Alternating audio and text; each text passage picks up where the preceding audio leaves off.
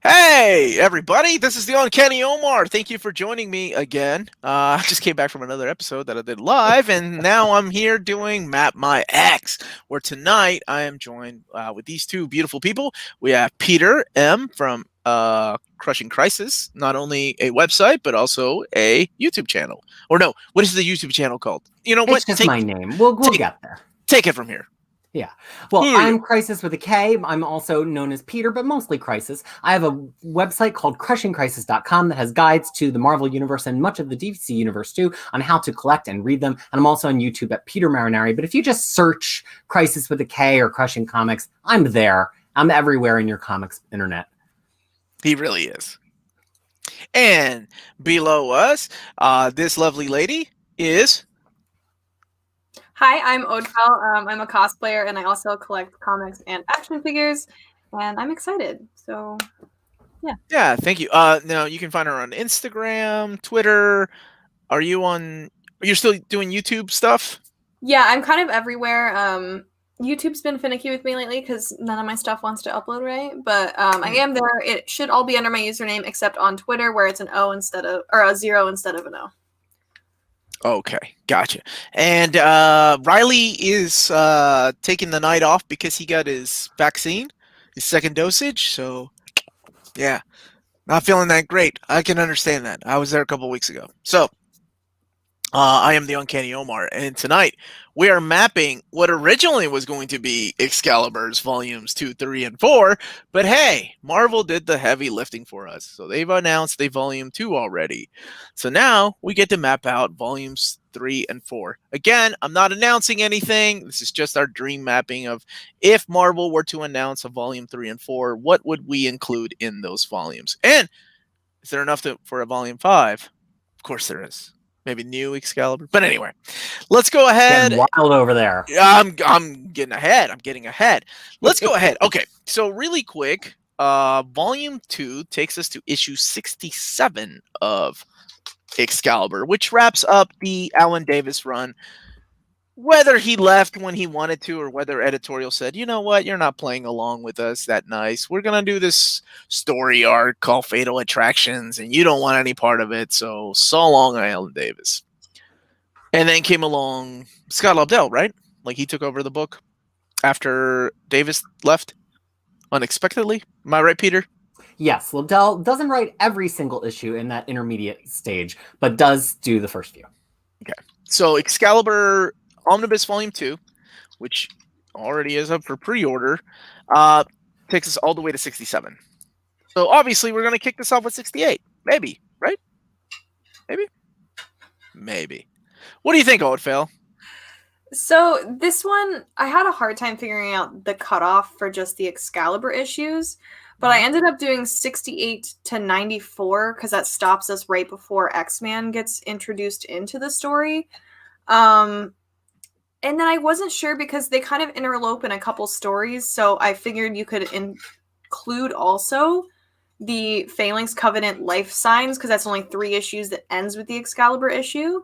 Mm-hmm. And then potentially Fatal Attractions because it's 6 if you needed a buffer, but that's 6 issues that really they're only in 1, so that could kind of go either way. But that was the core kind of what I was looking at with 3 is, you know, they're in Fatal Attractions, they're in Phalanx.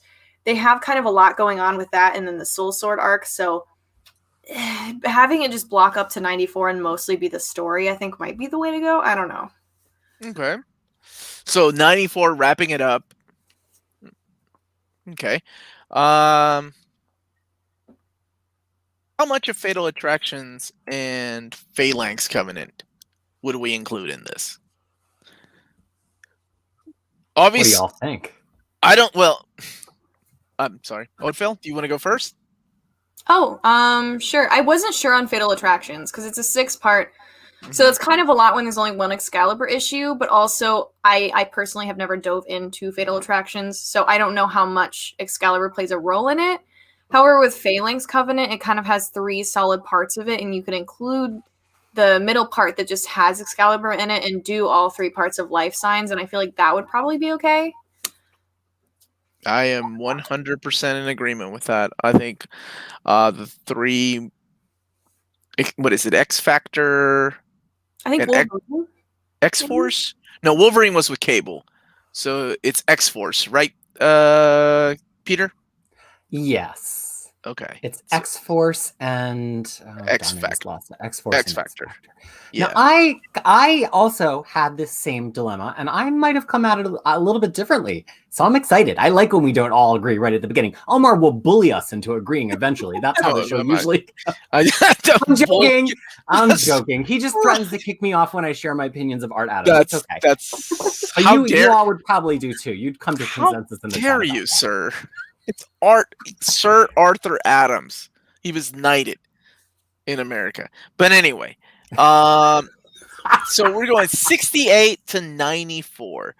94 takes us to pretty interesting era. Okay.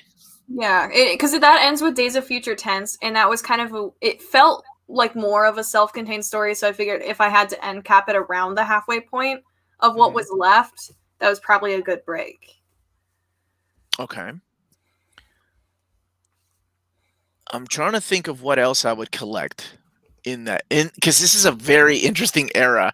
Because it seems like Excalibur was the comic book where the editors had no idea what to do with. The editors were like, "Oh, this thing is still around. Let's throw Colossus over there. He seems like a good fit, right? Him and Kitty had a thing. Well, let's throw him over there. Oh, Nightcrawler." Because as soon as Alan Davis left, they got rid of every single one of his characters. As soon as Alan Davis left, they got rid of Micromax. They got rid of Kylun, Widget, every one of his characters. Yes, everyone went crazy or went back to the future, and we're stuck with the core team. So,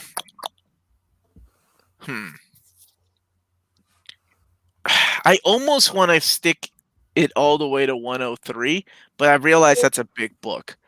So instead, how about we add annuals to it? Let's fatten Ødfel's mapping. So why don't we add annuals 1 and 2 with Britannic? You remember Britannic? He was a very 90s. What were they thinking? They're trying to make Captain Britain cool, which I think if you want to make him cool, you've got to go like into the mythology stuff. You don't make him into like He-Man, which was, I remember that issue. I mean, Excalibur was my favorite comic book. Y'all have to understand, which is why I'm so excited for this episode. And yes. I remember paging through 75, and I just had such a WTF through that whole issue. I remember the day it came out, like it's seared into my memory. It's a beautiful cover, though. I remember the sparklies on the cover. Oh my gosh, did they get rid of Rachel for a while? Or she merged with Captain She was Britain? Like trading, like one of them was in the time stream at the same time as the other. So Rachel's like, I've lived my life, and she goes in thinking they're gonna bring Captain Britain back, but then Captain Britain comes back as Britannic, and they're like, what the heck? And it's like it's a whole, there was no direction, right? Like they were just kind of flailing, treading water while they tried to figure out what the book was gonna be about. Very 90s is what they were doing. There was also that annual with Kitty Pryde with Caliban too. Was that annual number 18, if I'm not mistaken, from Uncanny X-Men? Oh, that's a good catch. Because at the time she was with Excalibur, but it was kind of like a reunion. Like, but I think I would throw that in there to fatten it out. It is Uncanny at 18. You are right, and that comes pretty early in that running order. I am a nerd. Okay, let's throw that in there. How dare you bring nerds onto this channel, Omar? My goodness. I know. I'm sorry. Let's throw that in there, and I'm trying to think of what else I would put. Okay, so far, let's. I'm gonna start writing this down. We have Excalibur 68 to 94, right? Mm-hmm. Annuals 1 and 2. I said Uncanny Annual 18. Mm-hmm. Wasn't there a Quasar issue too? You know, I looked through that Quasar issue, and some people in the chat are talking about it. I really don't think it adds very much to your read of Excalibur. Like they're there, but it's in the middle of the Star Blast story, and I just don't know if we get very much. 30, right? 54, unless we're talking about two different Quasar issues. Oh, you're right. Okay, so we have Excalibur 68 through 94. Oh, wait, I haven't added. Excuse me. Life Signs. X Factor 107, I think, is what it is. What was the X Force issue? 30. Is it 30 something? X Factor 106 and X Force 38. 38. That's what it was. Okay. X missed it by 1. X Factor 106. Isn't it just uncanny how the numbers stick in your head from however long ago you read the comics? Like, I have certain comic book numbers that I always see in the world, and just as this instant mnemonic, the cover comes up in my head. And not just like the round numbers, like 25, 50, 75. Like, if I see the number 304, I see the cover of Uncanny X-Men 304 complete in my brain. It's just, you know, I'm wired that way. Can we get more Peter on the channel? Yeah. Okay. Yeah. That is very kind of you. I'm happy. I will show up at any New Zealand hour to be a guest for Omar. Peter is one of my favorite people on YouTube. I'm serious. He's a good guy. He knows his stuff and very humble too. And he runs one of the coolest websites. So if you're a big fan of like my reading orders on videos, that's the website you need to go, which is Crushing Crisis with a K. The Crisis with a K. Crushing Crisis with a K. Yeah. I learned my lesson, man. All those fun misspellings were really cool back in like late 90s, early 2000s when I made up all this shit. But now I'm like, oh my gosh, why did I do that, right? That's from reading comic books like Excalibur in the Age of Apocalypse. That's all the fault of comic books. I blame it on comic books. Ooh, Excalibur. No, we wouldn't include that. Okay. No. All right. So Ken Lashley does take over the run, which is a great he's a great writer. Great artist. Okay. So, Peter, you see our mapping so far. What did we leave out? Marvel Comics Presents. Well, let's just set the scene a little bit more right now. So that Alan Davis run ends at 67, and we've already talked about how there's this fill-in run. So I actually just put up a visual guide to all this on my channel if you need a reference. But from 68 to 81 is that fill-in stuff. 82 is Phalanx Covenant, and then 83 starts the Ellis, right? So in that run, though, there's also occurs Fatal Attractions, as we've mentioned. Now, Excalibur as a whole does not play a big role in Fatal Attractions. Right. However, Illyana Rasputin, I'm sorry, I'm the spoilers guy. We all remember this, right? I'm going to spoil some stories, okay? Illyana Rasputin dies of the legacy virus in Uncanny X-Men 303, and her funeral is in 304, which starts Colossus's arc to being an acolyte of Magneto. And Kitty is one of the co-stars of 303, although so is Jubilee. So it's kind of like, is 303 essential to Excalibur? No, not necessarily, but it does contextualize that Illyana has died, which is in 304, and it's kind of like, they're not Excalibur stories, but they certainly have a bearing on what happens in Excalibur. They're already in the Fatal Attractions omnibus. I hate to double dip, but I really struggled with, like, are they important enough, especially because Colossus does wind up in this team, that you need them here for context? I love that you included that, because if I was not reading X-Men and for some reason just reading Excalibur, I would be like, wait, what is this soul sword? Why does she? Because it happens not too much longer. Yeah. Or later. Why does she inherit this armor and a sword? Where did this come from? Good call. Okay, so let me. I'm adding that 303, and I'd add the page. I'd add the ending from 302 where Kitty Pryde shows up. She's like, "Hi, I'm Catherine Kitty Pryde. I'm from Excalibur. You may know me from X-Men before you joined the team, Jubilee."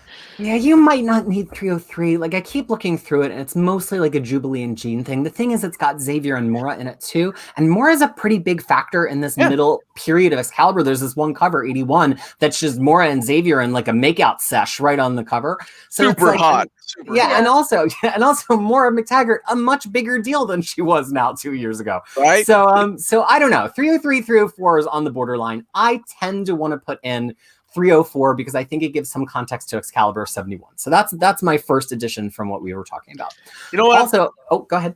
Oh, I'm just saying, I'm doing 303 and 304. I think are good and essential. That's because of the whole Magic storyline, and like I said, add the final page of 302, which shows Kitty Pryde showing up, because it shows her importance, like what she was to the X-Men, and then it shows her leaving and what happens to Peter Colossus, not Peter M. Okay. Got it. Piotr. Okay, so the other thing is we've been talking about the annuals, which both fit into this period, the Excalibur annuals. Excalibur Annual 1 is actually in this kind of like weird, murky territory because it actually occurs kind of during the last two Alan Davis issues, but it's not an Alan Davis annual. It was one of those annuals that came polybagged with a trading card. I dug mine up, but I'd already taken out the trading card. And with Chaos, spelled with a K. See, it's all comic books' fault that I'm called. Oh, the guy with the wings! The guy with the wings! Clearly my inspiration. And so I think that this book probably starts with Annual 1 because it is technically the earliest chronological story in this Excalibur run. I like it. And then Annual 2 is actually bookends this weird middle portion because it fits right before Warren Ellis takes over with issue 83. So we have in this initial chunk, we've got Annual 1, we've got Annual 2, we've maybe got some added bonus Fatal Attraction stuff that we've just talked about. And then we, of course, as we said, have those Phalanx Covenant Life Signs issues. Now, if y'all don't know Life Signs really, really well, or Phalanx Covenant in general really, really well, it was told in 3 chunks. There's a central story in Uncanny X-Men and X-Men. Then there was a story in Wolverine and Cable. And then there's this third piece of story that was in Excalibur, X-Factor, and X-Force. You don't need the other ones. Each one was its own independent thing. That's why we're only talking about X-Force and X-Factor being added. And let me tell you, we don't have Ryley to be the page counter, so I took that on today. They are long issues. X-Factor 106 is 40 pages, including the wraparound cover. X-Force 38 is 37 pages with the wraparound cover, and Excalibur 82 is 40 pages with the wraparound cover. So they do add some length to our book. Just the 2 additional issues bring almost another 100 pages. But it's necessary. Oh, it's absolutely. I'm not arguing against it. It's just, yeah. All right. Is everybody good? Does anybody want to chime in before we surge forward into the Ellis era here? Ødfel, you doing okay down there? Yeah, no. She's good. She's good. She's ready. She's ready. I'm looking at her Captain Britain figure. Is that custom made? No, this one came out a hot minute ago. It was in a wave with, I think, mostly Captain America stuff around Infinity War and Endgame. Somewhere in between there was a Captain America wave. Oh, and this was just in it along with like Citizen B and stuff. It was a really weird flex to put him in there, but dude, can you wait for like Hoxpox, like the second wave where they're gonna have like Captain Britain? Oh, she looks so it's good. gonna be great. I want Captain Kate and Captain Britain so badly. Oh, I take a Captain Kate. We need a Kate Pride figure for sure. Those are the best 2 costume transformations. We need 100 Emma Frost. We need Emma Frost with just interchangeable clothing. Yeah, clearly. She does not have enough action figures, and I'm very salty about it. Yeah, there's only like 2 from the Marvel Legends, like her with the black outfit, and then her from the Hellfire Club box set. Because Tyler Blunt knows about all those figures, because he's the idiot that got me into the X-Men Legends again. What's up, buddy? Who also happens to be my tax guy, and never tells me not to spend too much money on action figures. All right. All right, Arya. So here's the thing with this Warren Ellis transformation.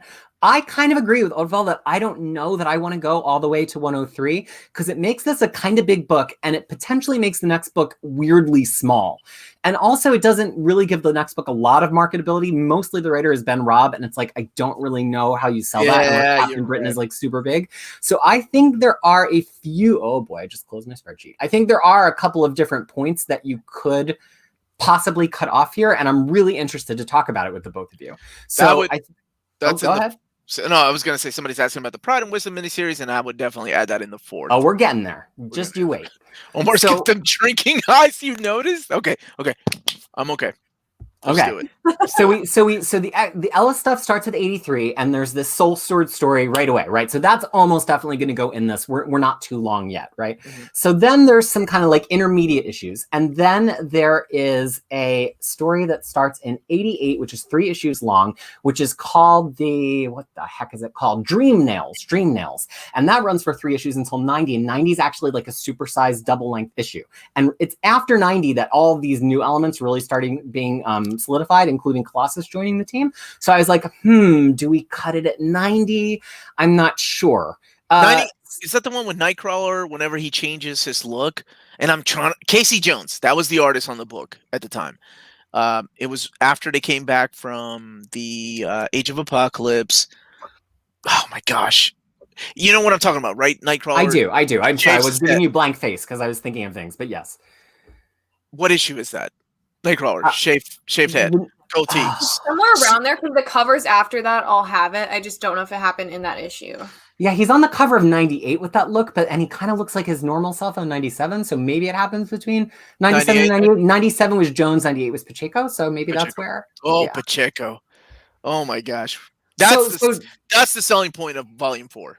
Yeah, but it's on. I think that might be the only issue that he draws. Doesn't he draw the 100 draws issue? 98. He draws 103. I mean, it's Hitch for a little while, and it's LaRocca for a while, so you could sell on those. Yeah. Anyway, I'm rambling a little bit, but I guess my big question for y'all is: do you cut? And I pass it back to Ødfel here. Do you cut it after Soul Sword with only a few Ellis issues? Because that's where Age of Apocalypse happens, so a lot of books are going to cut there. Do you cut it after Dream Nails, because that's like before all these new characters kind of start to come in? Or do you go all the way to 94, like you said, and cut it right before that crossover to X-Man? Because I really don't think we want to go all the way to 103 in this volume 3. I truly don't. I think that would be too big. I think it's really going to depend on how much we put in 4, because I struggled not making 4 into a Kitty Pryde omnibus. So I think like it depends on how much you want to put in there. I cut it at 94 because that was, pretty much cutting what we had left from the end of 2 to the end in half, more or take by a couple issues. But you absolutely could cut it right after Soul Sword with the amount of stuff we have, and then just put that in 4, depending on how many miniseries you then want to pump into 4.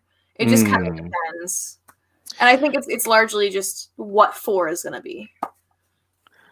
Yeah, 4 is definitely heavy. Pete Wisdom and Kitty Pryde, and then throw that Alan Davis cover. So do we cut?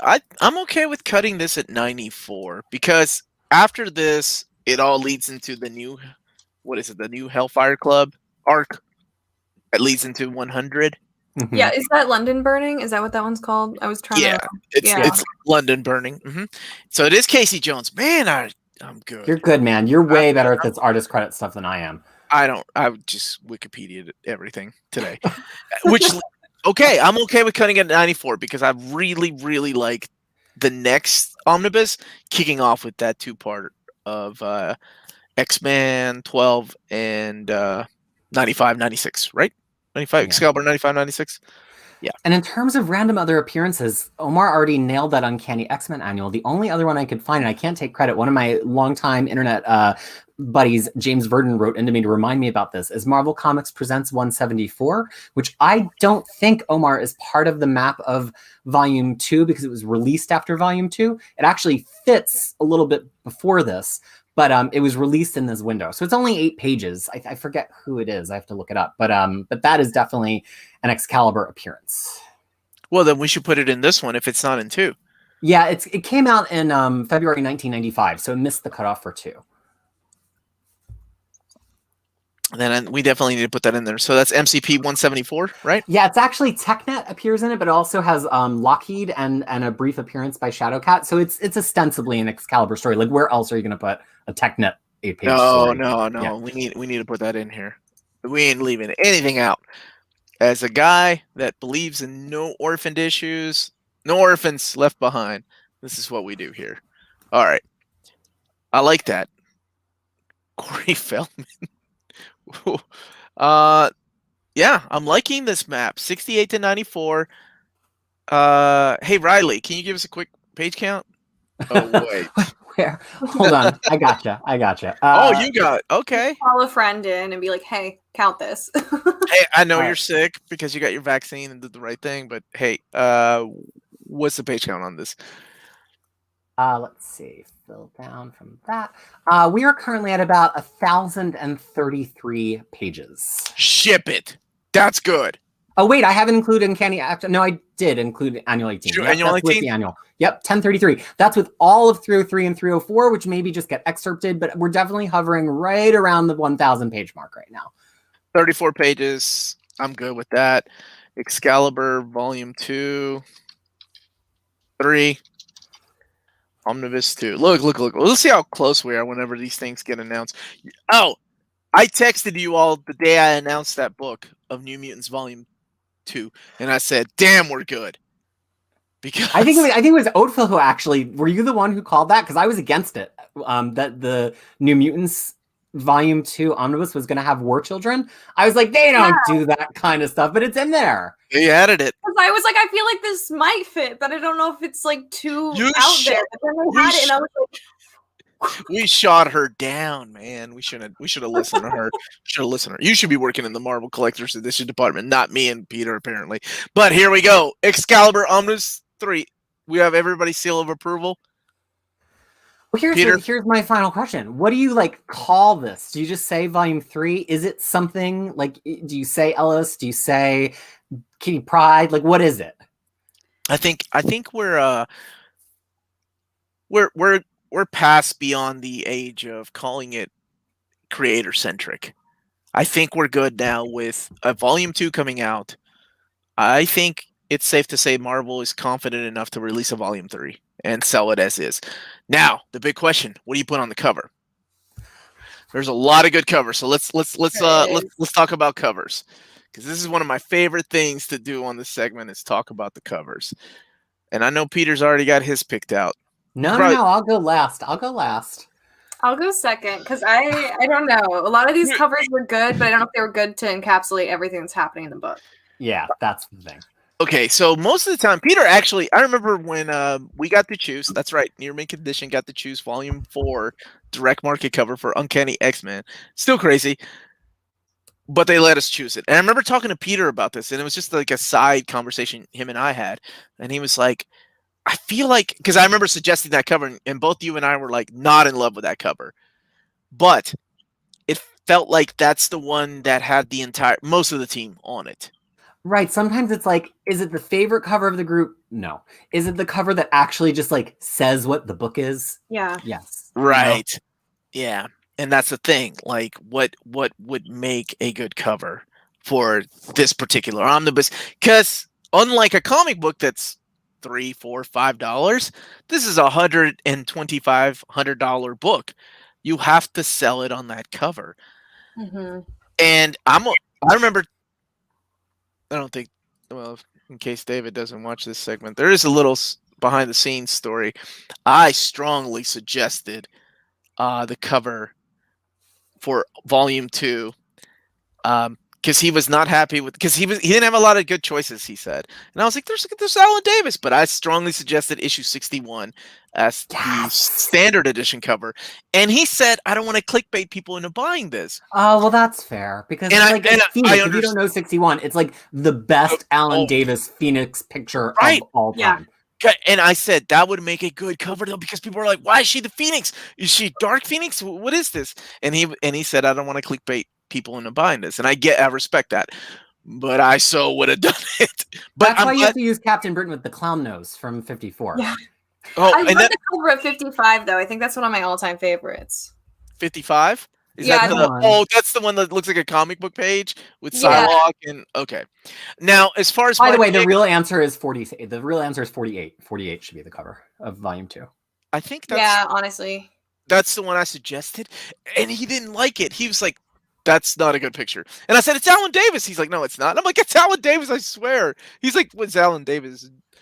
I always speculate, though, like, what kind of crazy data do they have? Like, do they know from... I mean, there's been hundreds of Marvel omnibuses at this point. Do they know if the figures are in a static pose, it pre-sells last, or if they, like, look off screen left, it does? Because I know back in the shooter era, like, they really paid attention to that stuff in the newsstand. They would be like, oh, that's got to be pink. Right now, all of these realistic new modern colors will take the pink backdrops out of things. They're like, that's not realistic. The sky was probably gray. But they had certain things that they knew sold. And it wasn't just, like, put Spider-Man on the cover. It was certain colors, certain people moving in one direction or another off panel, and they had a lot of sophisticated data on that, and that was before the internet age. Now they can really track, who's buying each issue and who's buying each book.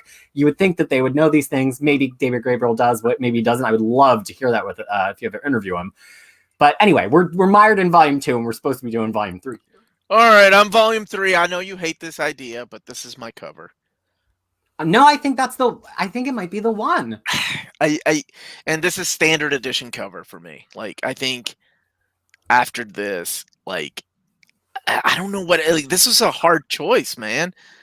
So issue 75, that's my standard edition cover. My direct market cover, probably I like the Sinister one by Ken you know what? Actually, 72. That's my direct market cover. That's the Jean and Rachel. I think that's a good cover. In its direct market, which means, hey, not a lot of people are looking at this, baby. I don't know. But let me go ahead and pull that one up because I think that's a solid cover. What about you all? What about Ødfel? What about you? So I think that it's very honestly, it's very similar to 72, and I like 72, but I feel like since Jean doesn't appear a lot in this, I liked 73 because it has Nightcrawler in a very similar pose fighting. And then I really liked 94 because I think the homage to Days of Future Past would suck people in and kind of be like, ooh, I kind of want to read this. So those were my two that I thought were kind of strong. Now, which one would you do for the standard? Standard means it's sold everywhere, like at places, Barnes & Noble. Probably the Days of Future Past one, because I think that would pull people in. Because I think anytime you have an homage cover, people are curious. So having the I think, what is it? Days of Future Tense is what they call it in 94. That good memory. It has Captain Britain on it, so I feel like that's good.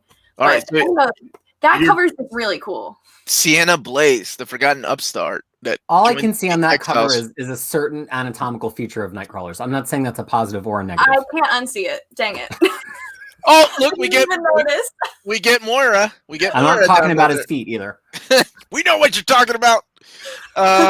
We get Moira though. That's a plus. And then this is your standard. I think that's my favorite of this. Casey Jones, man, I remember this guy. I don't even know what happened to this guy's art. Really quick before we choose Peter's choices, thank you, Andrew Nutt, for the super chat. Y'all discuss spine possibilities as well, like how Volume 1 has 2 different spines for each. I like that. What? And yes, I like that. They're doing variant spines now. Oh my gosh. Oh, really? That's cool. Our whole defense that the spine isn't different, so we don't have to care about both covers is now completely out the window. But we can add more things like the Phoenix. Yay. All right. Good choices. I like these. Peter, what do you think? Okay, so I definitely consider 75. I think you gotta get Nightcrawler, Kitty, or Captain Britain on the front, because I think those are the characters that sell it. I love Rachel Summers. She's probably my favorite character in this book. Right? Oh, you're feeling me over there. I love Rachel. Like, she's my favorite, so. Yeah, but I just don't know if she moves books. So I do like 75 because it's got Nightcrawler, it's got Captain Britain. Like, it's dramatic. I think it really works. I think the other two in this run that really stick out for me, I think direct market, you go 83, which is Kitty pulling the soul sword out of her body. Ooh, Kitty's super popular. It's Bill Sienkiewicz. Yep. It nods to Magic, who's really got a lot of direct market support. It's got that bold pink background. I think that's their direct market cover for sure. Main cover, if I had to go with something other than 75 and 94, because I think you both made great picks, I would maybe go with 78 because it has Nightcrawler and Kitty, and it has Douglock in the middle. And that really kind of is the story of what's happening in this particular run. That's what I actually called my custom omnibus when I made it. Was the Saga of Douglock? Douglock Chronicles, I think is what I called it. Yes. So yeah, I love you so much. I went a step above, man. All right, so we have. Oh, it is the Douglock Chronicles. I knew I named it after something. And it's Ken Lashley, who I'm like, let's get that man some coin, man. He is a classic. Let's put him on the cover. And then I think that's direct. Yeah. That one's so cool. But you all know we're wrong. We are all wrong. There is one cover that we know they're going to use for the direct market, and we know what it is. Do we? What is it? What is it? I'm gonna show you, and then you're gonna be like, "Oh, of course." If it's the smooch one, I swear to God. It's part of the soul. Oh. Yep. Plus, we've got, if they want to market it as a romance book, you have really one of the best Excalibur covers of all time of Nightcrawler making out with Cerise. And then you have the cover of Moira making out with Xavier. Let's just all make out covers. Main cover, Nightcrawler. Front and back. Yeah. Yes, I love the way you think, man. Oh. Wow, Professor X has game, man. Look at that. It's just so like the way she's just splayed on the cover, like kissing Xavier's just so overly dramatic, and I'm just like, oh yes. My God. And her hair, her whipping her big ponytail of hair, like That's That's why a I good. want to put it. I just want it to have its own physics, really. That's a good makeout session, man. Professor X getting some game, dude. Look at that. Okay, I'm looking at it. You all can't see it, but that's also Ken Lash. But Inkbat Dan Panosian, Inkbat Dan Panosian too. Okay, I'm better. All right. Next, Excalibur Omnibus Volume 4. Ødfel? I really struggle not to just pack this full of Kitty Pride centric stuff. So I mean, obviously we've got 95 to 125 because that's the end of the run. Mm-hmm. And then let's see, let me look at my notes. Okay, so that went through London Burning, and then there's like 2 Kitty Pride spinoffs, and then I can't remember if it was a Marvel Presents or like a Marvel Spotlight for Kitty too. But one of them is someone commented it in the previous one, but the Pete Wisdom and Kitty Pride 3-part, because there's also the like parting ways issue in this run. So I put that 3-part in with that so it was more cohesive and in one omnibus. And then there's also the Kitty Shield miniseries. Yep. But other than that, I don't know, and I don't want us to just become a whole Kitty omnibus. I think it almost has to be, though. Okay, so we have Excalibur Volume 4, 95 to 125. And let's see. You said Kitty and Pete Wisdom, right? Yeah, because that one can splice in. I'm trying to see which issue. I have like all the covers pulled up. Because that could splice in right before 120, because that's when her and Pete separate. Nice.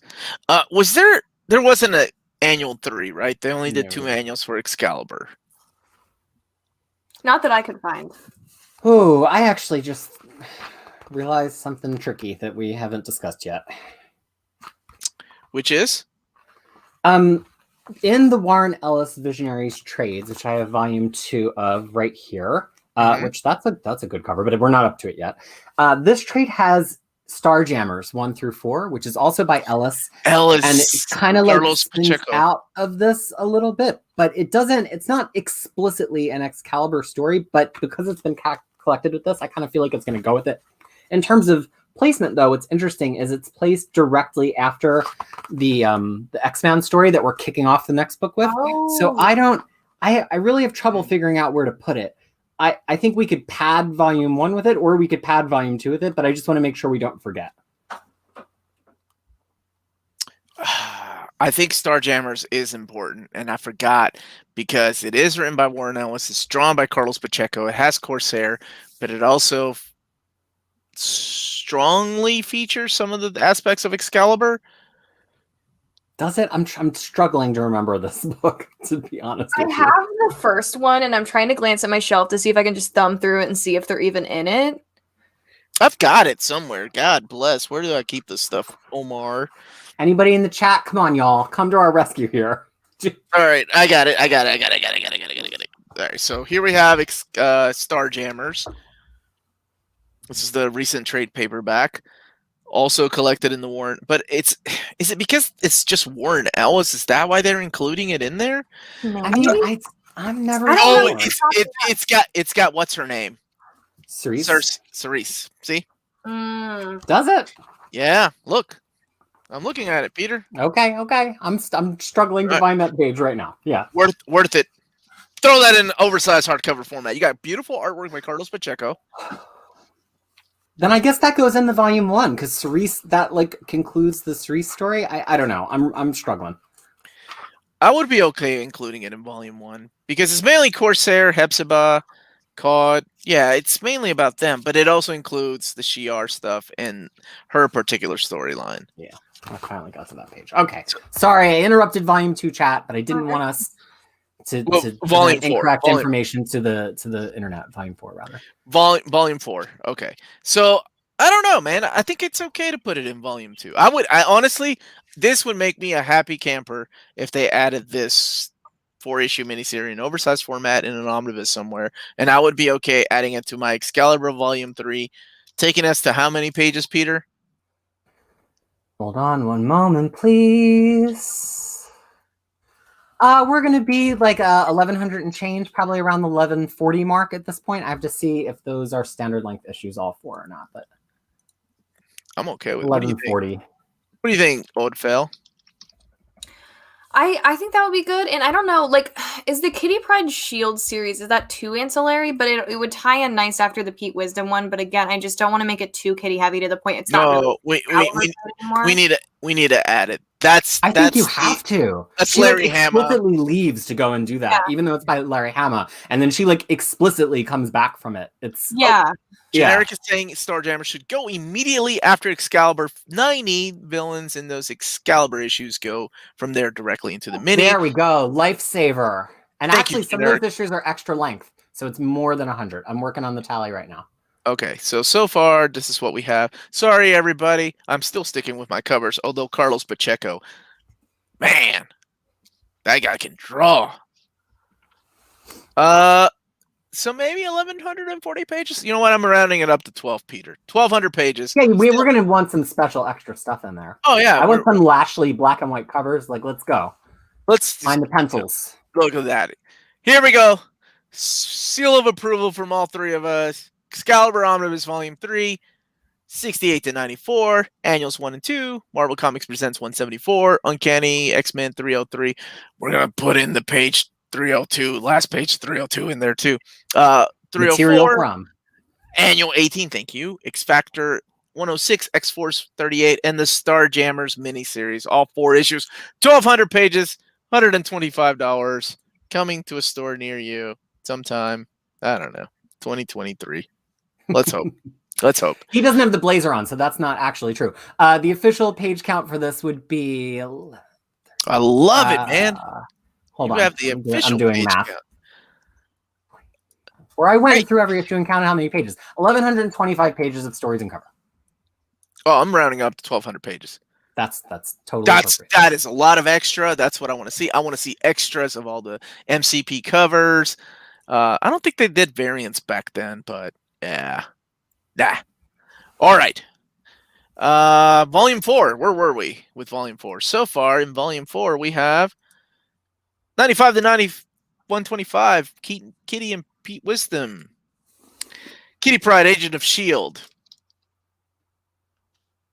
That's 3 issues, I think, right? Yes.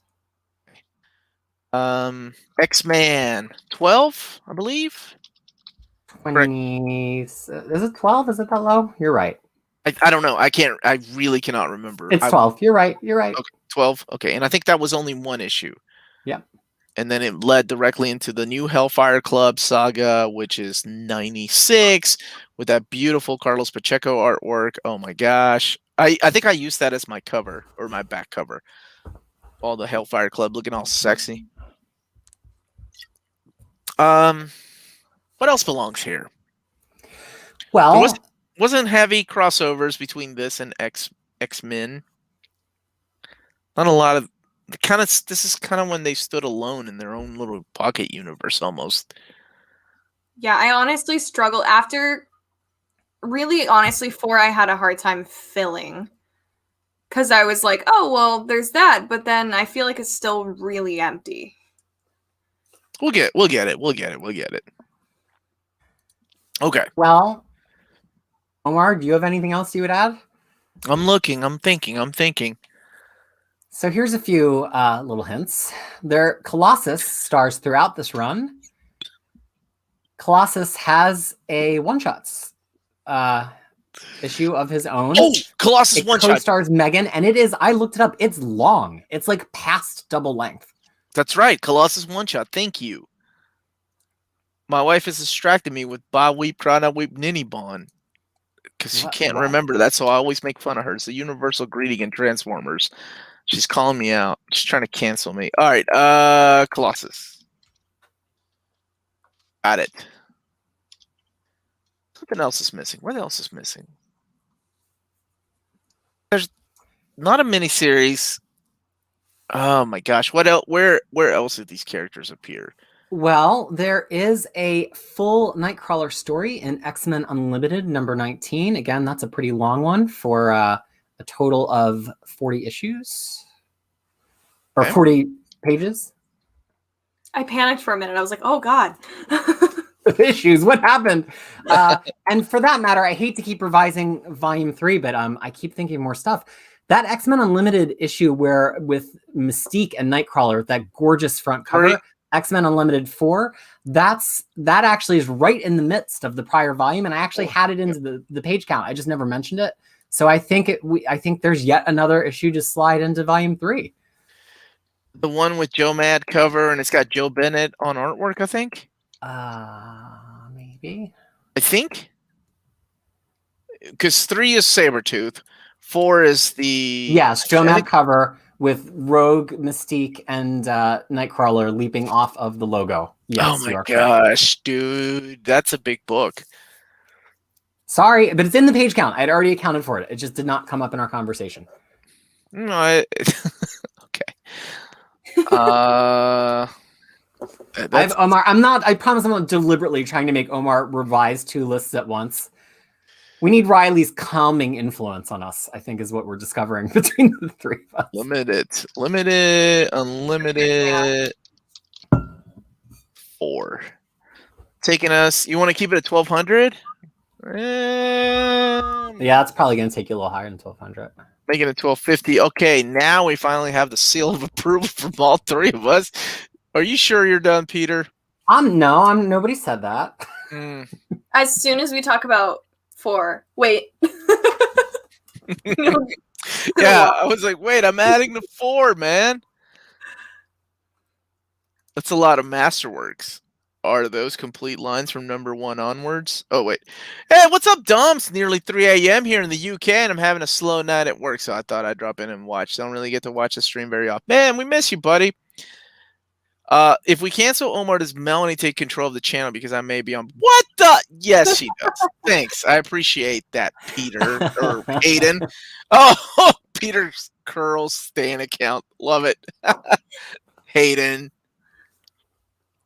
All right. Oh, as to the Masterworks question, no, it's not all of Masterworks. I have lines that I follow, the X lines, Fantastic Four, Daredevil, but it's not all of them. I don't have a lot of the other big ones like Thor, ASM, Avengers. It was just too many to catch up on even when I started in 2010. But then below that is every Epic collection.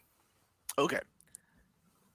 What about adding True Friends? I think I'm okay adding True Friends in here. Yeah, True Friends came out in 1999, but it fits a little bit earlier in continuity. So it's one of those ones that since we know they already didn't pull it forward, we probably put it here. 99 is after the end of Excalibur. So this is going to, and this kind of ties in with Ødfel's whole, like, do we kind of just make it a little bit kitty-centric? So yeah, I think you do put True Friends in there. You know what else we forgot? -1. I didn't forget it. We're just not there yet. Oh, my bad. Okay. No, given my track record so far, I think we could say I forgot. I forgot it. You were going to make me come back to this. All right. -1. All right. Whew. Not bad. Okay, what we got here so far? 95 to 125, -1. 3-issue Kitty Pryde and Pete Wisdom was 3 issues, right? Yes, Terry, it was. Was it Terry Dodson that drew that? Was that really early Terry Dodson? I think it was. The covers certainly are. The covers look like it. Yeah. Wow. That's the way my memory works, man. That's the way my memory works. I think it is. I think it was them. I don't think he was inked by his wife, Rachel, but I'm pretty sure he worked on that Pete Wisdom Kitty Pryde. Terry Dodson and Aaron Lopresti.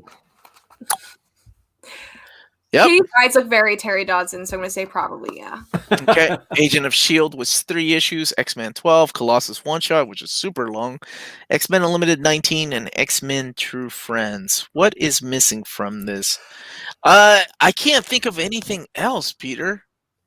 There, again, from my friend James Verdon, pointed out some little stuff that I almost missed. There's a brief story in Marvel Holiday Special 1996.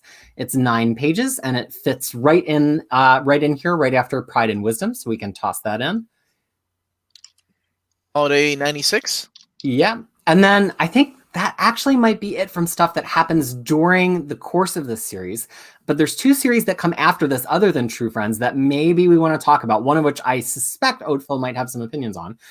So the first of those series is the 2001 volume of Excalibur. It is literally the next place that Captain Britain and Megan go. It's 4 issues. 4 issues.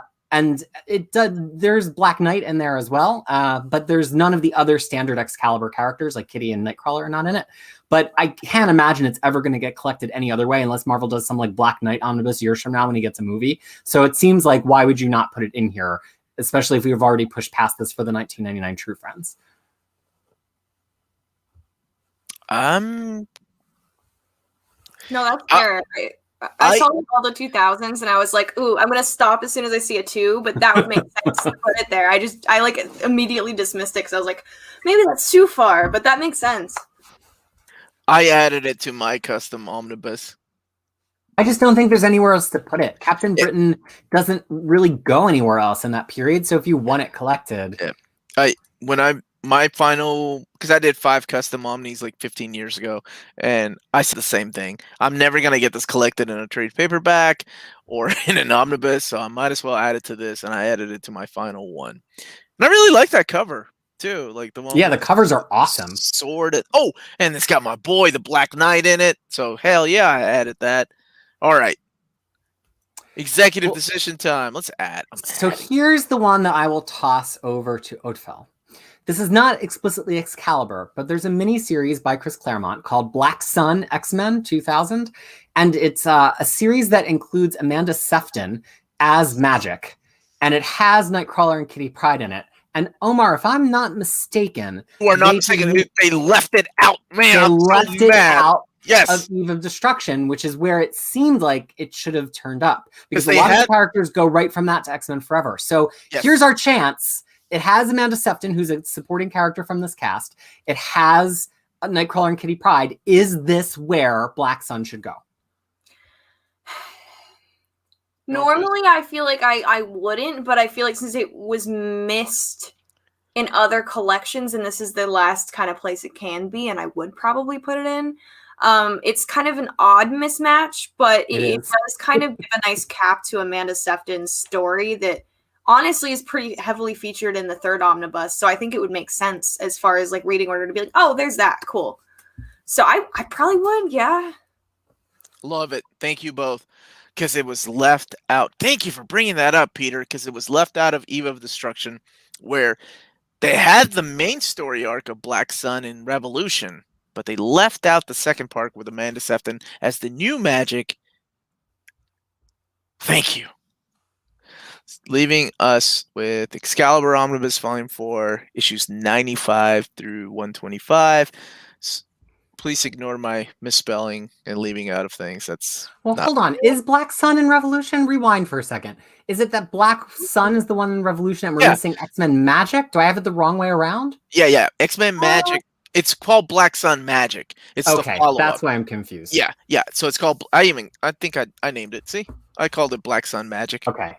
So it's a 4-issue miniseries that's a lead, like it's a follow-up to that, but it has Amanda Sefton as Magic. Because remember, we have Magic show up, and you're like, wait, who's this Magic character? Ileana's dead. What's going on? So, yeah. I'm so salty. I love Yana too much. Now I got so confused there because they have such similar names, and Well, it's because it was Black Sun and Black Sun Magic. I'm almost 100% sure it was in the Revolution Omnibus. Black Sun is, and the one that's just X-Men Black Sun. Yes. But then the other one says from the pages of Black Sun, X-Men Magic. Which should have been in the Eve of Destruction Omnibus. Right. Now we've got it all straightened out. Okay, I got there. Yes. Yeah, and then shortly after that, there's another Magic miniseries, so it gets really confusing. Because I think Mystic Arcana is not very long after that. That was, 2000 and... Oh my goodness. I think it's before 2010. I can't remember, though. But I think it's 2004, 2005, maybe? Mm-hmm. It was somewhere around there. But, yeah, I'm surprised they didn't collect that. I'm so glad you brought that up. I'm calling David right now. I'm going to wake him up and be like, look, I figured it out.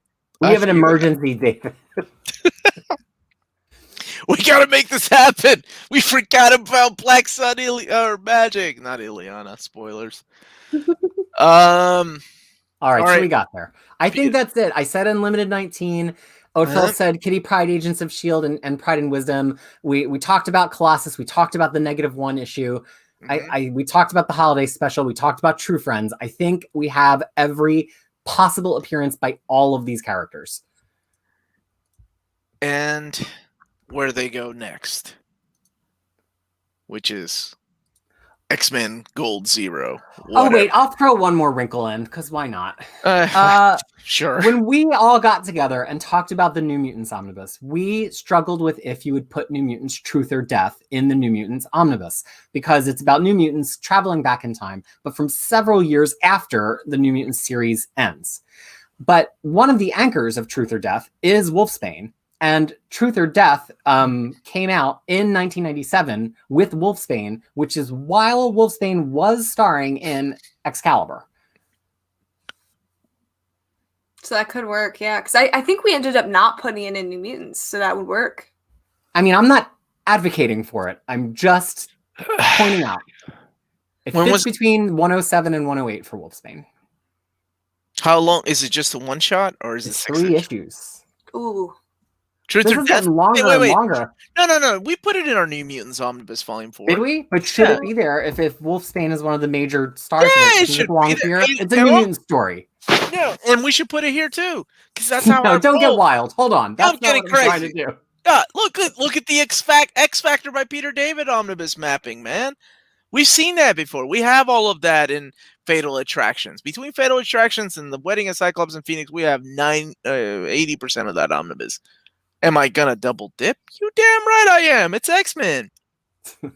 I don't know. I haven't read that in a long time. Ødfel, do you know that book very well? Like, I didn't even read it for the New Mutants walkthrough.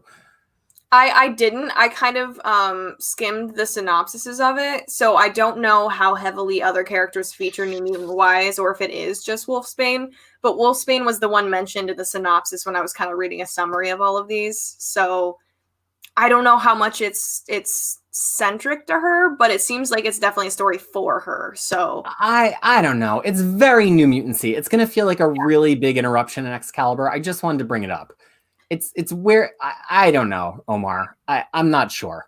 I feel like it probably was a better kind of end cap bumper in New Mutants, because then you could be like, oh, why is she over at Excalibur and pick up an Excalibur trade, where maybe it would be a little jarring here since we're kind of looking towards other characters. I think the other argument for it is it's kind of about Doug, but it's about Doug and it ends with Rain and Doug at a grave. I don't know whose grave. I'm flipping through it really quickly, and her hugging Doug Locke, and so clearly they like go back to Excalibur from that, but it's very much a New Mutant story. I'm gonna go no. Yeah, I'm gonna say no. I'm happy I mentioned it so we could talk about it, but I don't think it goes in here. Yeah, unless we need buffers, I don't think we need it. We have a lot already, and I love the fact that we added Excalibur 2001 and Black Sun. Those covers are frigging amazing on Excalibur 2001. Like, all 4 of the covers are incredible. Oh yeah, that's gonna be my spine. I can't use it as a main cover because that's clickbait, but it's gonna be one of my spines, especially like issue 1 with the sword. That's great, man. All right, where are we at with this? How many pages are we talking about here? 1,268 pages currently. Are we that good? Did we just map out 2 books that are probably right around the same page count? Because the other one was 1,250. Mm-hmm. Yeah, I think we did it. 1,260? How many pages did you say? 90? I said 1,268. Rounding it up to 1,300 for extras. 1,300 pages. Here it is. Excalibur Omnibus Volume 4, ladies and gentlemen. Matt Myax approved. Collecting issues with 95 to 125, -1. Kitty and Pete Wisdom. That's Kitty Pryde and Pete Wisdom. Agent of S.H.I.E.L.D. Kitty Pryde, Agent of S.H.I.E.L.D. Larry Hama. Is it Rick Leonardi that does the art in that? I just remember her with a gun. Okay. X-Men 12, Colossus one shot, X-Men Unlimited 19, X-Men True Friends. That was True Friends a one shot or 3 issues? 3. Oh. What's adding to the page count? Holiday 96, Excalibur 1 through 4. So glad that's in here with my boy Dane Whitman.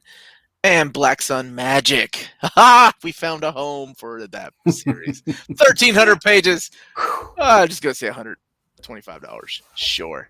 Who's gonna? I mean, it is a weird ass book. Let's just put that out there. Yeah. What is like the most important thing that happens in this book? Really, Kitty freaking Pride. It's what Kitty Pride being Kitty Pride. I'm calling it standard edition cover 107. That's the one I was gonna pick. It's almost got like a manga quality to it, doesn't it? It doesn't get better than that. Maybe they could recolor the background and add some pretty things to it. But I think Salvador La Roca 107. I think this is great. And then this is my DM cover. Yep. Direct market cover. Although I do love a lot of Carlos Pacheco's artwork. What about you two? Ødfel, the same? You think standard edition? That was my top pick. Yeah, I think that one. And then I thought if they really wanted one to pull people in, that 122 is an interesting cover that I kind of enjoy because it has the OG X-Men, but it's kind of clickbaity because they're not really in it besides that issue. Well, you can use that for the direct market, though. That's what they've done before, is use kind of clickbaity thing, looking at you, Moon Knight, for freaking Infinity Crusade on direct market. That didn't even sell, so that tells you what that. Yeah. Is that the first DM cover that did not sell out before a main cover? That's the first one I can remember in a while. I don't know. I'm trying to think. Like, because when people thought of Infinity Crusade, they didn't think of Moon Knight. It's Stephen Platt. But here we have Excalibur. So this is Ødfel's direct market cover. What about you, Peter? What do you think? I honestly totally agree. I have other favorite covers in this run. Like, I really love the cover of 103, where it has Shadowcat, Colossus, and Nightcrawler in like really different costumes, but you don't use that as a cover for a big expensive book because people won't know what the heck it is. I also, like you, am obsessed with the cover of Excalibur 2001, #1 with Captain Britain and the sword. I think if Captain Britain is like having a big year when this is coming out, like if he gets introduced into the MCU or something, that maybe that's a fun DM cover. But again, I don't think that's what this book is. If Henry Cavill's playing Captain Britain, like we like rumors are flying around, sure, yeah, I can see that. And I think it's the cover to issue 4 is the one that I was looking at. Excalibur issue. Although issue 3 is pretty badass too. Is that Tom Rainey? Right. Tom Rainey? Yeah. I can't tell. Let me save this cover though, so I can share. If they spin it to be very kitty centric, I think 120 is the most solid kitty cover, but it's literally like pretty much just kitty. It's a good cover. Mm-hmm. But it depends on how they market it. But I think 107 is like. Yeah, 107 shows the whole team. That's a solid cover though. I don't even know who the hell half the characters are, but I do love me some Black Knight. Is that Psylocke on the right, I assume? I can't remember. I have no idea. Oh, wow. This is also Ben Rabb, huh? He wasn't done yet. Ooh. Well, that's the other reason I really think you put it in here. Like, at the point that you have like 20 continuous issues already of Ben Rabb's Excalibur, and this is also called Excalibur, and it's the next Captain Britain appearance, and it's also by Ben Rabb. Like, this is the natural home for that story. That was the one I used for the spine. Omar, Psylocke or Power Girl? That's such a weird mashup. To watch a movie with? Psylocke, man, all day, every day. And that was our mapping. Wasn't Megan Captain Britain's sister? First of all, sure hope not. They're not from Kentucky. The precedent has been set with Nightcrawler, but yeah, it's not Nightcrawler and it's not the Maximoffs. Yeah. Not that there's not any sister kissing in X-Men comics, but not this time, folks. And is it really Psylocke if it's Quanon? I mean, just saying. I knew somebody was. Yes, Psylocke and Captain Britain are related. One of the comments, ooh, Psylocke cakes. Yeah. All right. You know what's up. You got one dude dating his sister in Excalibur. You don't need two. but boob window. I mean, it all depends on what you're into, though. Some That people like. costume is so impractical. Have you done a cosplay with a boob window before? Like how too? Does it involve a lot of tape? Like how do you engineer that? Magic's was easier because when I did this era of Magic, it was smaller. But when I did Power Girl, it's out to here. So like it's harder just not getting a bra to show. Like it's impossible. Like it's awful. There's so much tape. What do you mean it's Magic is, impossible? like, small. Like that art is based on real life. Yeah. What are you talking about? Somehow the window was harder than doing like this. Oh, I'm pointing backwards. This Emma Frost with just that was somehow Frost? easier. Yeah, that was somehow easier. I don't have logic for that, but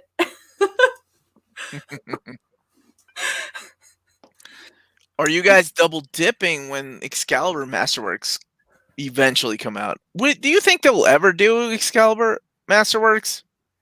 That's gonna be a while. We only have Uncanny X-Men 80 right now, and Uncanny X-Men's always farther ahead because of the skip. But like, what is the latest any Masterworks has gotten on another series right now? Well, we don't have any New Mutants Masterworks. I figured that would go before Excalibur, right? yeah. What's the threshold for Masterworks? How do those? It's like one or two a month, and a certain title once or twice a year. I think Fantastic Four might be the farthest along after Uncanny, and Fantastic Four is up to 83. So we're not so far away, but we'd get New Mutants before we get Excalibur. Yeah. And I'd say we get X Factor before we get Excalibur. Man, that would be wild, an X Factor Marvel Masterworks. Yeah. Anything is possible, honestly. The variant covers they did, the Masterwork variant covers were really cool. At my window. It's really critiquing impractical costumes for like an hour. Just why?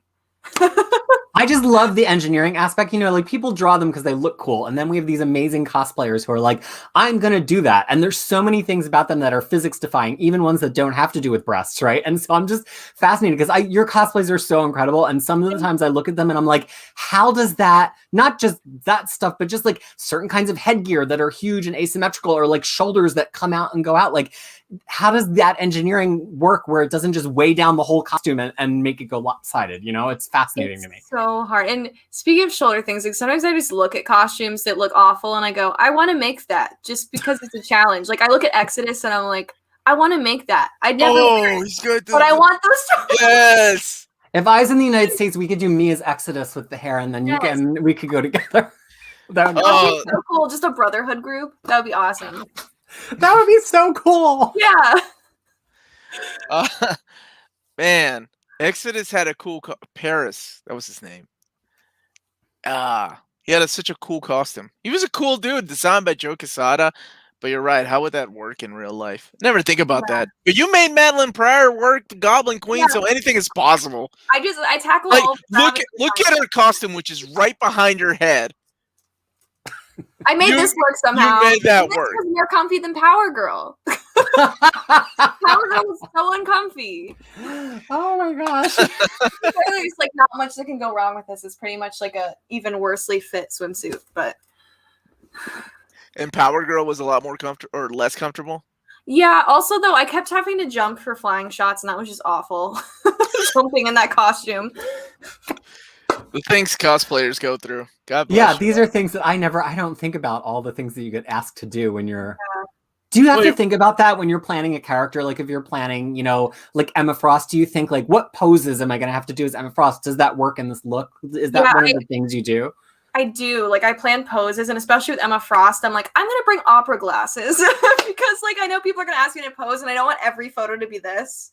So like I kind of work out poses, and with Power Girl, I didn't think very hard, but we were shooting outside this museum that looked like the Hall of Justice, and I'm just jumping like 100 times, and people are like looking at me as I'm like trying to like pose with each jump, and the wind is like, blowing. But it's so funny. I agree with this. Exodus has strife problem. If you make that costume, you can't really you can't do this because you would kill yourself. Like because of the spikes. Magic was bad enough, and that shoulder's like tiny compared to those two. Like, I don't know how you'd move your arm. Like Magic, I straight up couldn't move my arm. Which Magic did you use? The Brian Michael Bendis era Magic? Yeah, I did the Bacalo design. I think that's how you say his last name. With this, I never know. Shoulder. That was like my first X-Men cosplay. So when I Wow. had to lift the sword, I had to kind of pick it up with one hand and leverage it with the armor hand because I would stab myself if I used this arm. So that was fun. That takes some talent to do, and how to avoid not hurting yourself too, especially when you're drinking. Oh yeah. Like if you're drinking, I think I'd kill myself if I was wearing some kind of costume like Strife or Exodus. That would be such a stab yourself on the shoulder blade. That would be such a weird way to go. Like man accidentally kills himself dressed up as ridiculous 90s villain while drinking. Confused, they're like in silver spike armor. And which Emma Frost did you do? Did you do the Uncanny by Bendis too? The black. Yeah, the black I've just been going through. I like a lot of his designs, so I've done his Tempest, his Emma, and his Magic. I want to do some more Emma stuff. I really want to do Gen X because it doesn't get enough love, but eventually. The elite is it the no? It's the pants. It's the white. It's like a corset and pants, or like a corset and pants. She had a sister that dressed similar during that run. I think Adrian. She has like 3 sisters, and I can never remember. But I think Adrian. Next, I can't remember. What are we mapping next? What are you all into? What do you want to talk about? We've done Uncanny 5 and 6. I still think that's what's going to happen. People think it's real. Do you know that if you go into Wikipedia, that periodically people just put your map for Uncanny 5 on Wikipedia as if it's already been solicited? That's ridiculous. I love that. I wasn't wearing a suit. Wolverine 3, which was a lot of fun to map. Then we did New Mutants 2, 3, and 4, and we were damn good with 2. Like we were off by 1, and when I asked to add something to Volume 2, I was told it belongs somewhere else. And that's all I can say right now. I love Omar blind items. Omnibus blind items with Omar. That's all I can say. And then we did this. So where do we go next? This is fun. Oh, you know what? We'll let Ødfel pick. Where do you want to go? What era do you want to map? What do you want? What do you think would be more fun to argue about? Because that's what I like doing. I love arguing. But what do you think would be fun to map? What would be fun? And I don't want to get too new because I feel like they don't do omnibuses for like super new stuff. We could. You never know where this is gonna go with X-Men. I mean, we've got new things, and at this moment, I just want to remind everybody to hit that like button while Ødfel's thinking, please. I feel like you also need to add the Pizza Hut issues.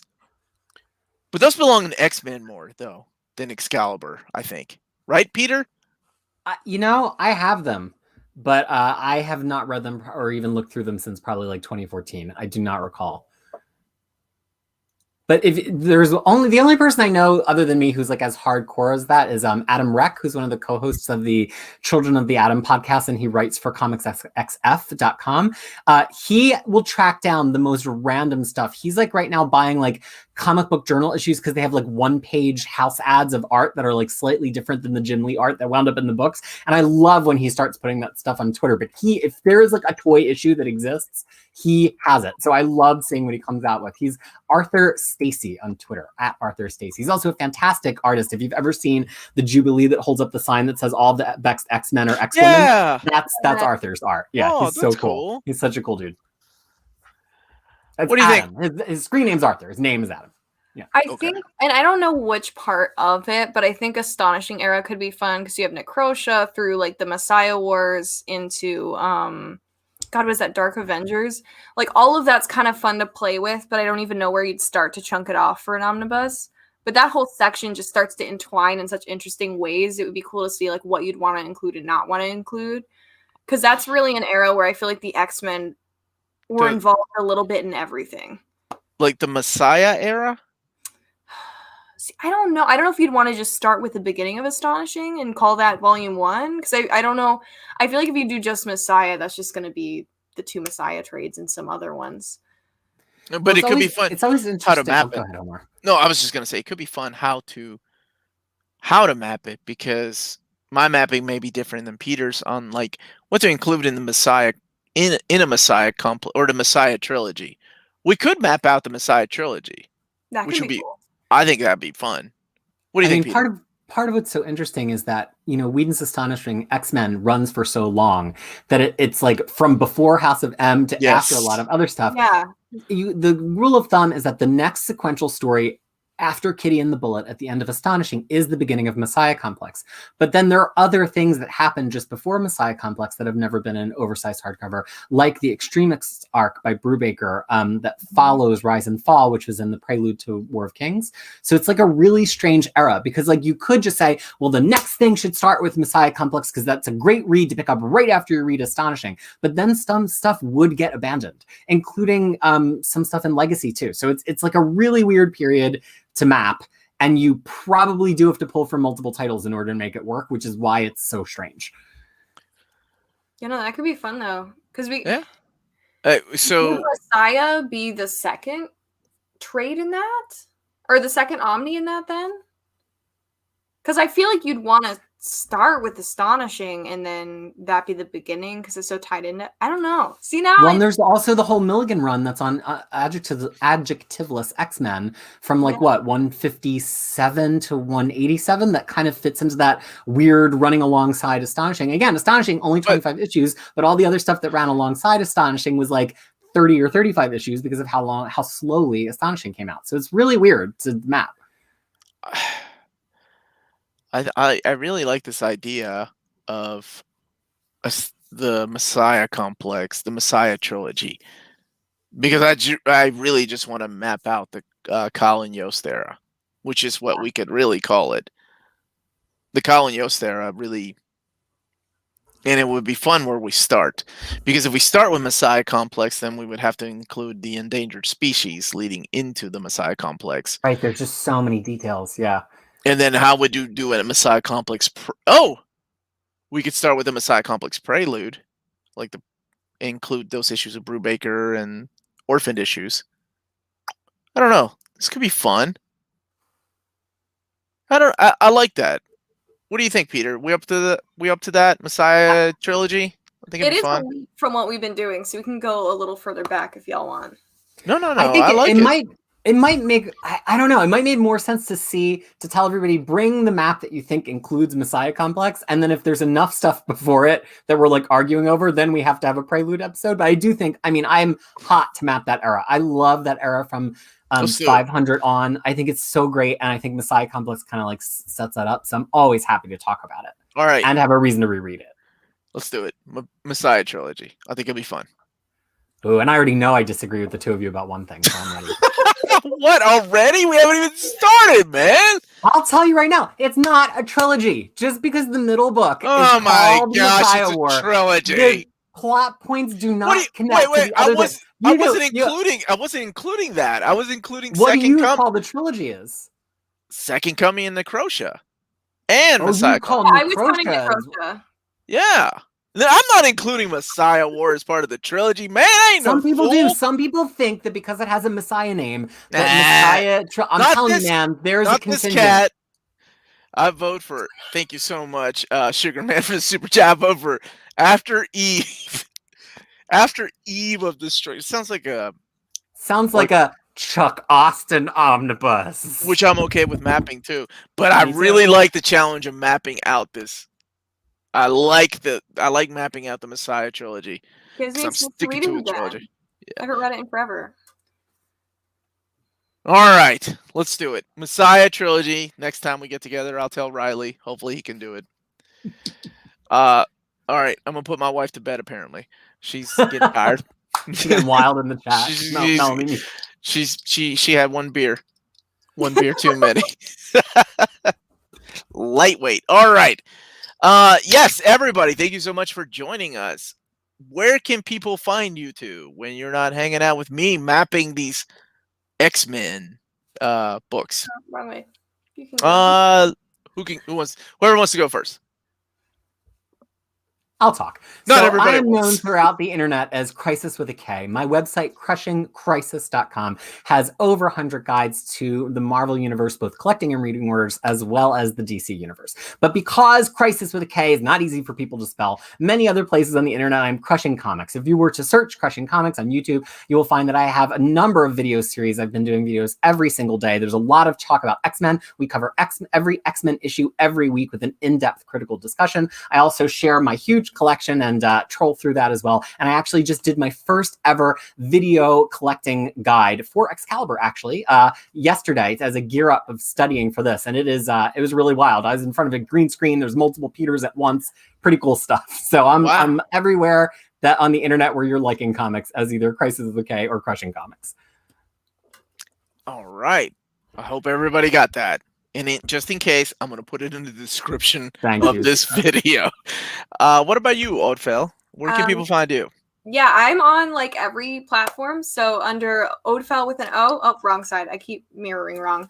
I'm on Facebook and Instagram, TikTok, Vero, pretty much anything. Doing cosplay content and, works in progress and stuff. If you want to hear me talking more about comics and comic interest, that's going to be more on my YouTube with Ødfel with an O. I keep doing that. Ødfel with an O on YouTube, where I am trying to kind of do more toy videos if YouTube will cooperate with me, as well as talking comics. And then on Twitter, where I share my raw feelings about comics and just kind of post a bunch of garbage. But that's Ødfel with a 0 because someone already has my username. But I'm pretty much everywhere, so if you type that in, it'll probably come up anywhere, regardless of the spelling. All right, thank you both for joining me. Really quick, Storm's better than Cyclops. I think I agree with that. Yeah, Peter. Yeah, Storm's like my third favorite character in X-Men, probably second favorite character. Ødfel, what do you think? I'm a Cyclops stan. I have like a whole shelf. It's a problem. So. Wow, you're one of those. That's a rarity, man. It's because I like Jean and Emma so much, so it's kind of just you gotta. He's like an accessory. He's not even a being. He doesn't have his own identity. All right. Perfect little accessory. It's great. All right. I like that Cyclops is an accessory. Leader of the X-Men. Thank you, everybody, for joining us. I will be back tomorrow for the Q&A at 11 a.m. Eastern Standard Time, or Eastern Daylight Saving Time, whatever the hell time we're living in right now. And yes, we will be doing this again next month. We'll plan it out. We'll put it up on our social media. Let you all know when we're going to do the Messiah trilogy, because I'm really looking forward to arguing about that one, because Peter does not believe that it's a trilogy or whatever. But anyway, thank you, everyone, for joining us. Don't forget to hit that like button on the way out. And that's it. That's all she wrote. That, as they say, is that. Good night, everybody. Or good morning, wherever you are.